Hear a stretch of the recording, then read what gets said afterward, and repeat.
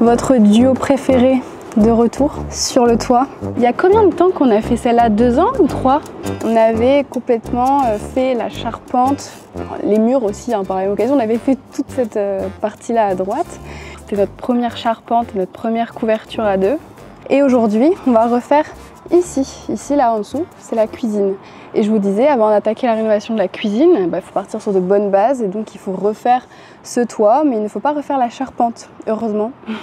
Donc on a juste en fait la couverture, les tuiles à changer. Ça c'est les tuiles d'origine qu'il y avait. Il y a des tuiles qui se cassent, on a eu des fuites. Bon, ça nous dérangeait pas trop vu qu'en dessous c'est pas encore plaqué, isolé et tout. Mais bon, quand même, là, il est temps de remettre les mêmes tuiles qu'on a mis à droite. Donc, c'est des tuiles Redland béton. Quand tu as un toit qui a très peu de pente, c'est les tuiles Redland béton. Il y a moins de risque de fuite. J'en profite pour préciser parce que quand on avait fait cette vidéo-là, il y a des gens qui pensaient qu'il n'y avait pas assez de pente, juste à l'œil. Mais évidemment qu'avant de faire la vidéo, avant de faire toute la charpente, on avait calculé le degré d'inclinaison de la pente qui était suffisant. Je ne sais plus quel est le minimum, mais on était dans ces eaux-là. Ça fait maintenant 2 ans qu'on a fait toutes les pièces en dessous et il y a eu 0 fuite. Donc là, on va juste découvrir, enlever les lithos et le pare-vapeur et on va remettre un nouveau pare-vapeur, des nouveaux lithos et des nouvelles tuiles. Et tout ça, toujours à 2 à la main. Donc ici, nous avons ma chambre en basa, un petit minou. Et puis en fait, on a la toiture de la cuisine. Et en fait, là-bas, c'est tout le reste, le couloir que j'ai fait il n'y a pas longtemps, la salle de bain, le bureau, la chambre de mes parents, là-bas, tout au bout. Tout ça comme ça, en plat. Ça casse bien comme ça. Bah super. C'est qui va faire le ménage après? Comme moi. En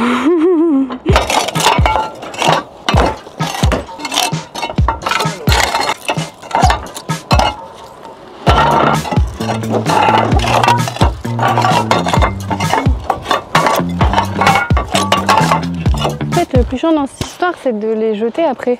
Parce qu'en soi, les enlever, ça va vite. C'est quoi que tu changes alors? Les lattes au-dessus? Tout.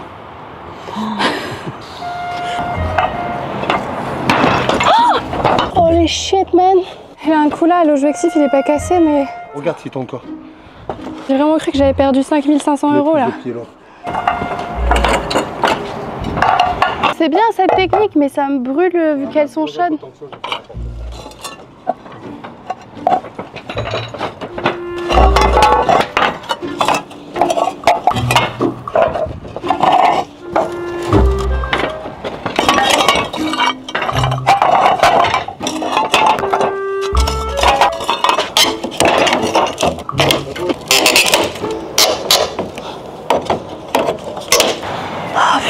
On a fait que la moitié du toit en fait. J'étais en train de faire du montage moi avant que tu toques à ma fenêtre en mode hey viens on fait le toit là maintenant en fin de journée. Qui fait ça? Non mais je voyais que tu t'endormais sur ton bureau donc alors je me suis dit tiens je vais la réveiller un peu. Moi depuis 8 h du matin je suis en route. Je sais c'est une exception. Ça fait 3 semaines il est en vacances, c'est le seul jour où il est en route à 8 h du matin. Donc fais pas le mec qui bosse tous les jours tu vois. Je suis fatigué. L'américain celui-là. Tes gants sales sur ma porte blanche. Je ne m'ai pas touché. Non mais oh. J'ai fait ça. J'ai vu que t'as touché, on a tous vu.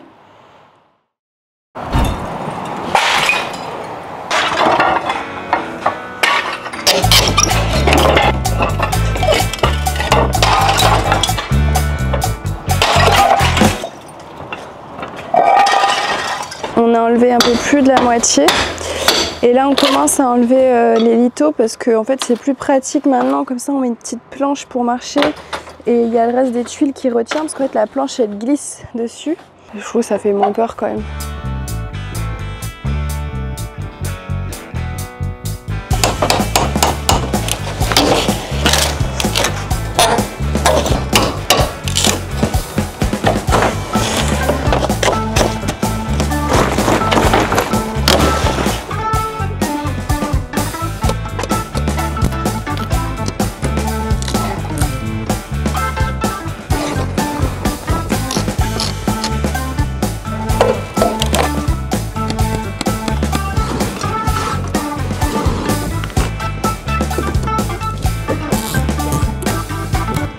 Bon, on a terminé d'enlever tous ces clous là. Et heureusement qu'on avait un arrache-clous et pieds de biche en fait. Hein. Tu sais quoi là? Maintenant je vais me poser. Allez viens, on va les manger. On avait commencé hier à 16 h, on a arrêté vers quelle heure? 19. Ouais. Et là on a commencé à 8 h et il est midi. Ce qui va être plus chiant, c'est de remonter les tuiles quoi, c'est tout. Comme la fois dernière. Tu te mettais à l'échelle et moi je te les... En fait je faisais le sale boulot quoi. Non, tu remontes, tu les amènes, tu les donnes, tu me les donnes. On va faire à la chaîne. Je vais couper 2 morceaux de bois, tu le prendras. Puis on cloue tout le long, clac clac. Là on va faire ça sur 1 mètre. 1 mètre, on va poser des tuiles comme ça. La première, on sera stable. Tu sais, nous. On pourra poser de nouveau des tuiles sur du stable. Et on pourra travailler tranquillement. Vous savez que je suis accompagnée par Milwaukee depuis un bail maintenant. Enfin, c'est pas compliqué pour le savoir, il y en a partout ici. Du coup, on va être bien content parce que quand on avait fait la première charpente, au début on était au marteau à l'ancienne, mais c'était très long. Et puis après, il y avait quelqu'un qui nous avait prêté un cloueur. Et puis finalement, Milwaukee est arrivé dans ma vie. Et maintenant, j'ai mon propre cloueur. Là, je suis vraiment heureuse de l'avoir parce que ça va pas être la seule charpente que je vais devoir faire. Toi, c'est ta dernière, je crois. T'as dit que tu voulais plus jamais en refaire après. Mais bon, pour mon prochain projet, ça va beaucoup me servir. Puis à la base, ça devait aussi servir pour l'atelier. C'est de la bombe hein, quand même. Est-ce que tu arrives à te dire que l'autre cloueur qu'on nous avait prêté, c'était avec des cartouches de gaz?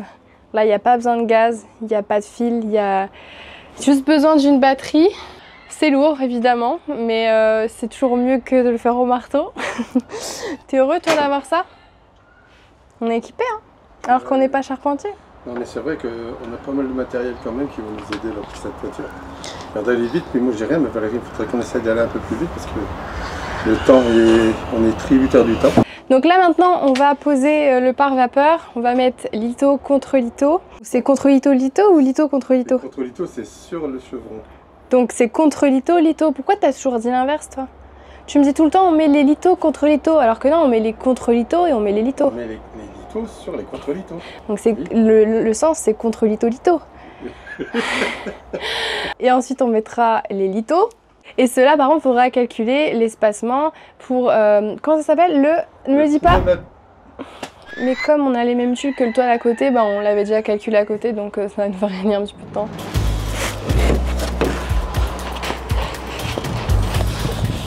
Voilà le setup. Heureusement on peut marcher un peu en dessous, mais pas à tous les endroits. J'en ai marre. Il va nous falloir encore un morceau, juste comme ça, on va devoir repasser toute une fois, la flemme. On a chaud là. J'ai l'impression d'avoir fait l'araignée toute la journée, tu vois. Il est temps de vous parler du partenaire du jour, c'est MyHeritage, un site qui vous permet de faire des recherches sur vos origines. C'est pas seulement un site où vous allez créer un arbre généalogique, c'est aussi un site qui va utiliser des outils assez puissants pour retrouver des infos que vous n'avez peut-être pas. Ils ont quand même 19 milliards de données issues de documents historiques, donc c'est pas rien. Donc quand j'ai commencé mon arbre, j'avais pas énormément d'informations, je pouvais juste remonter jusqu'aux grands-parents. J'ai pu y ajouter les dates d'anniversaire, de mariage, la profession, mais aussi des photos. C'est en vrai assez simple à faire. Ils ont un outil qui s'appelle Découverte et quand j'étais encore en train de remplir mes informations sur mon arbre, j'ai reçu des notifications comme quoi ils avaient trouvé des correspondances avec des infos sur internet et aussi d'autres arbres de d'autres personnes sur MyHeritage. Je suis allée vérifier ces correspondances et il s'avère qu'elles étaient bonnes, donc ça m'a permis, moi qui à la base n'avais pas énormément d'informations, de remonter jusqu'à 8 générations et de découvrir des choses assez marrantes. Par exemple, mon nom de famille, à la base il était décollé. Je ne savais pas. Je savais qu'il y avait des gens qui s'appelaient encore comme ça aujourd'hui, mais je pensais que c'était juste un autre nom. Et ben non, en fait, à la base, il était décollé. Et pire, le nom de jeune fille de ma mère, il y a carrément une lettre qui a changé. Il y a un I qui est devenu un E. Donc ça change quand même beaucoup de choses. Et sans cet outil, je l'aurais jamais su. Ma mère ne savait pas, ma grand-mère ne savait pas. Et ce qui est marrant, c'est que les deux noms ont changé à peu près à la même période, dans les années 1820, je sais plus combien, donc je sais pas trop ce qui s'est passé niveau administratif à cette époque, mais il y a 2-3 pélos qui se sont plantés sur le papier, là, ça a changé un nom sur plusieurs générations. J'ai aussi découvert un document de mariage de la même époque, vous savez, l'époque où on écrivait super bien. D'ailleurs, je comprends toujours pas comment ils ont pu se tromper du coup. Ils ont aussi d'autres outils, on peut par exemple venir coloriser une vieille photo en noir et blanc et l'animer. Donc j'ai fait un petit test avec moi et c'est assez conforme. Sachez que ce site, c'est déjà 90 millions d'utilisateurs, c'est la référence numéro 1 dans ce domaine. Si jamais vous avez envie d'en savoir davantage sur votre famille et de tester MyHeritage, vous pouvez flasher ce QR code ou alors vous trouverez dans la description un lien qui vous permettra d'accéder au compte premium gratuitement pendant 14 jours. Je remercie MyHeritage d'avoir sponsorisé cette vidéo et c'est parti, on continue la toiture. Hello! Au bout du rouleau. On n'en peut plus. Bon, et j'espère que le cloueur va nous faire rattraper le temps qu'on a perdu. Parce qu'hier, quand on commençait la journée, je vous ai dit ouais, le plus chiant c'est d'enlever les vieilles tuiles et les vieux lithos et tout, mais après le pare-vapeur ça va aller vite. Ça n'a pas été vite du tout. On avait du mal à se faufiler entre les chevrons et puis sans marcher sur certains endroits du plafond en dessous. Donc là j'ai pris avec moi plusieurs barrettes de clous. On met des clous de 70. Pour le début, mon père cloue avec l'échelle et ensuite on va monter. On préfère faire comme ça parce qu'on a peur du vide. On a le vertige tous les deux et on préfère pas prendre de risque, perdre un peu de temps et faire une partie à l'échelle plutôt que de prendre le risque de s'approcher du bord et d'avoir peur et d'avoir un étourdissement et tant pis s'il y a des couvreurs qui nous traitent de chouchottes. Et c'est bon de le préciser parce que il faut faire attention quand on prend des risques comme monter sur un toit. Encore nous on a de la chance parce qu'on a un toit avec une faible pente. On n'ose pas trop marcher comme ça entre les poutres à l'aveugle. Enfin les poutres c'est des chevrons. Il y en a un tous les 40, 45 à peu près. Je me suis fait un petit setup avec ma petite planche parce qu'en fait hier on a tellement été assis sur des chevrons toute la journée qu'on a trop mal au cul. Et genre vraiment, je ne peux plus m'asseoir sur quelque chose de pointu.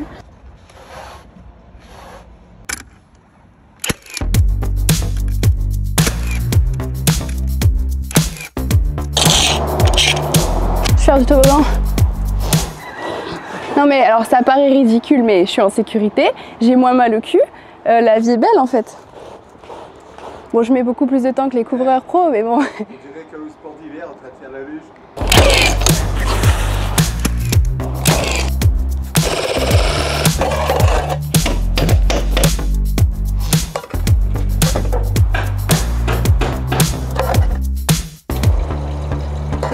L'idée après ce sera de mettre des caches moineaux comme là qui font direct beaucoup plus propre avec la gouttière. Mais bon ça sera un autre jour, on sait même pas si on va réussir à monter toutes les tuiles aujourd'hui.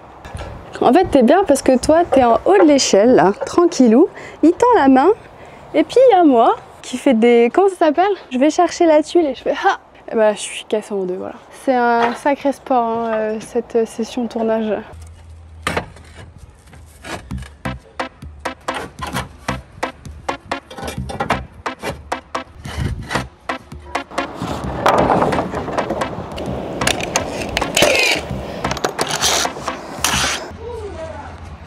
Du moment elle crie parce qu'il y a des araignées sur les tuiles. Je l'entends pas depuis tout à l'heure. Ah oh, ah oh.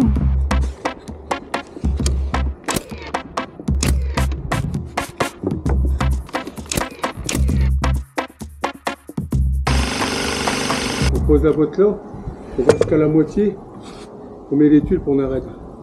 Il paraît qu'il peut se faire.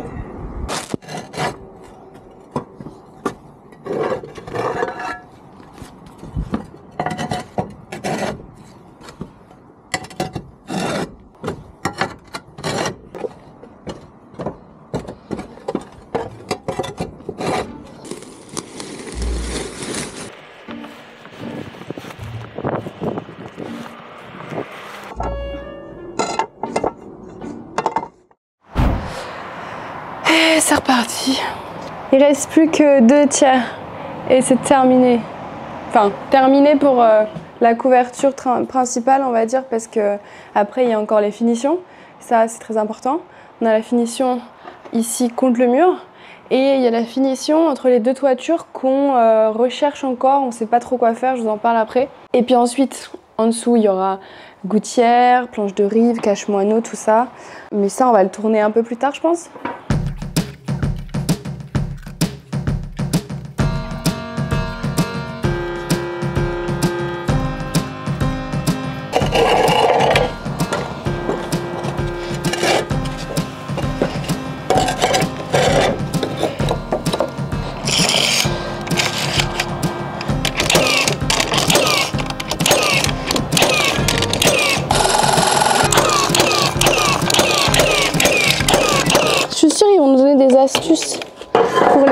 facilement, puis on va se dire putain, on a été cons.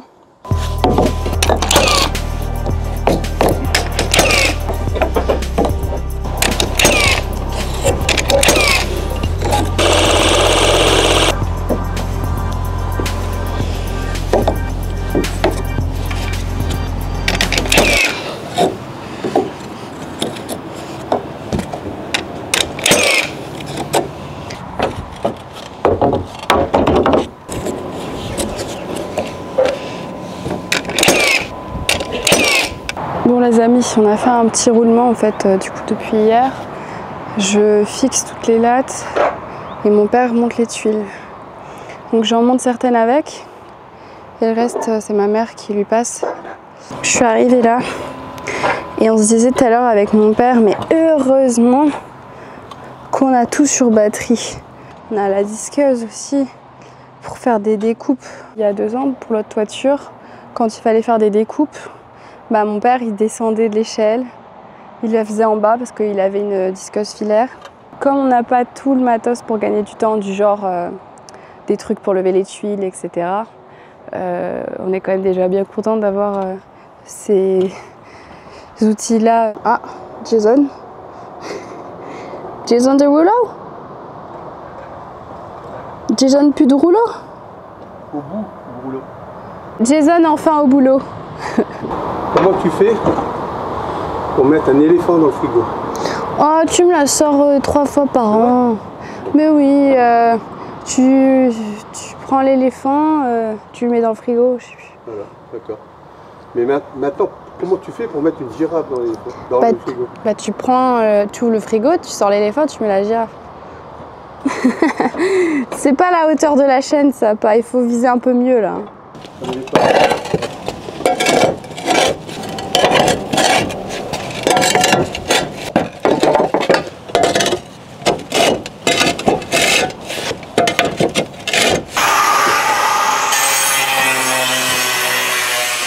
Les lunettes de protection, c'est en option?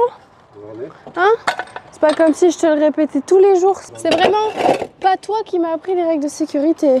J'ai dû les apprendre toute seule. Voilà, maintenant. Là, je vais être obligé de faire un ciment. Parce que là, j'ai mes bouts qui sont en train de se faire mal. Bon, je crois qu'on est à ça de ne pas avoir assez de tuiles. Tu le sens bien ou pas? Viens, on fait un petit pari.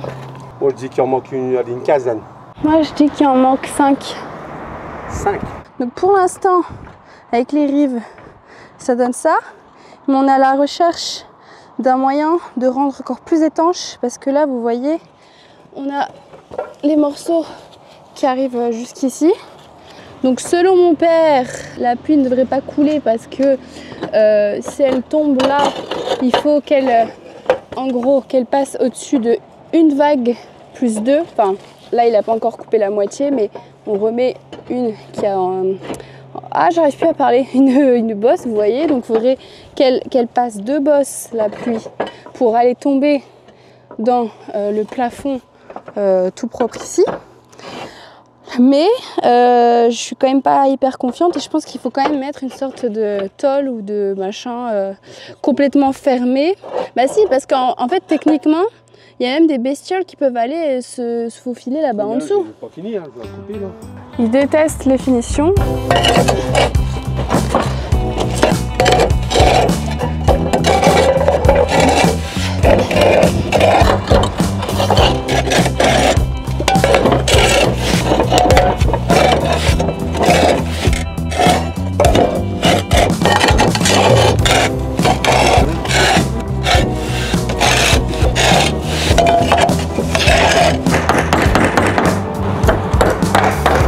T'as le seum à combien sur 10 qu'il nous manque 20 tuiles?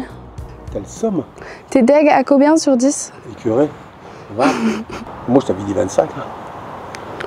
Toi t'avais dit 5. Effectivement, bon. Bah on va mettre une bâche pour la night. Hein.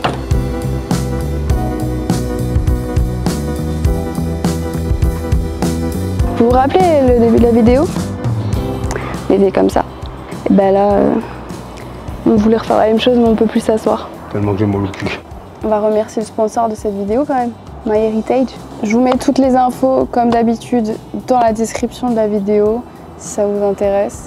Tu te rappelles, il n'y a pas longtemps, quand tu as dit à la vidéo, tu sais, ah bah tiens, il est revenu, il retravaille avec moi. Tu te souviens? Ouais. Bah alors, vous avez pu me voir pendant un petit moment.